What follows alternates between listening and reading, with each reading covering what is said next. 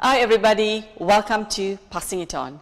As you know, the name Passing It On, Michelle, means a legacy that we want to pass it on to the next generation. Okay guys, we've actually got some exciting things lined up for you.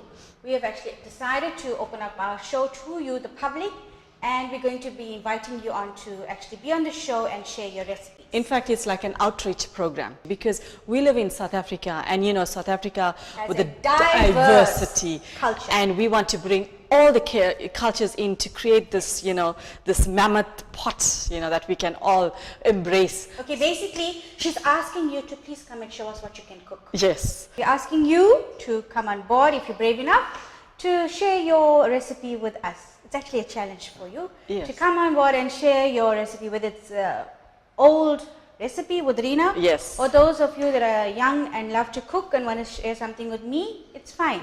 So we want you to come through to our show, and we would love to have you here.